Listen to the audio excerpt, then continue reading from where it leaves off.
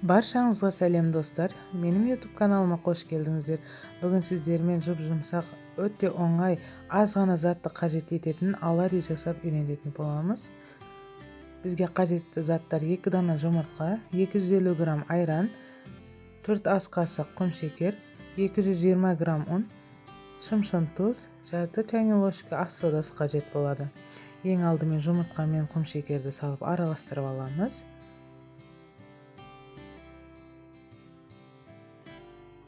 Одан соң айранды құямыз. Айран бөлме температурасында болғаны жақсы.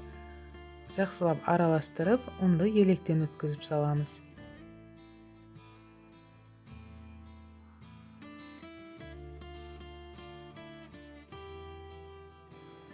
Мендегі айран қолдікі болғандықтан 220 грамм ұн салдым. Егер сіздерде магазиннің айраны болса, тым сұйық болса, онда 250 грамм ұн салғаныңыз жақсы.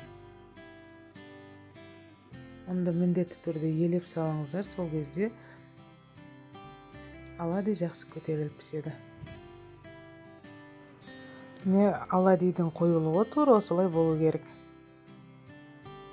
Енді 10-15 минутқа демалуға қойып қоямыз.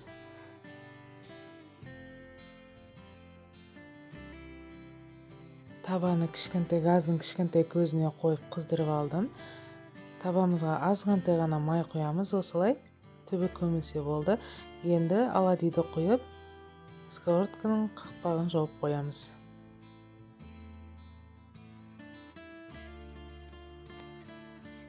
Үш-төрт минутта дайын болады. Оладьи майды жақсы көреді, сол үшін орта-ортада оладьиді құярдан алдын сковородкаңызға май құйып тұрыңыз.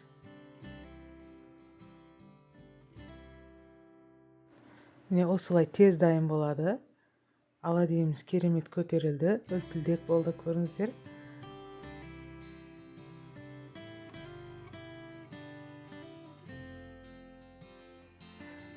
Бір ескерту, сковородкаңызды газдың қатты жанатын көзіне қоймаңыз. Осылай жай ғана жанатын көзіне қойып қыздырып бір келкі пісіріп алсаңыз, ортасы пісіп шығады.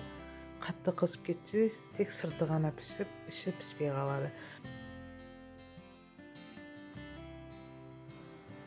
Мінекей оладьилеріміз дайын болды. Бар жоғы 15 минут қана уақытыңызды алады. Дайын болған оладьилердің бетіне осылай сахарный пудра сеуіп, жеміс-жидекпен әрлеп берсеңіздер де болады.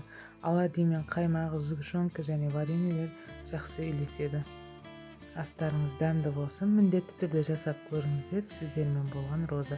YouTube каналыма жазылып, лайк басып, комментарий қалдыруды ұмытпаңыздар. Назарларыңызға рахмет.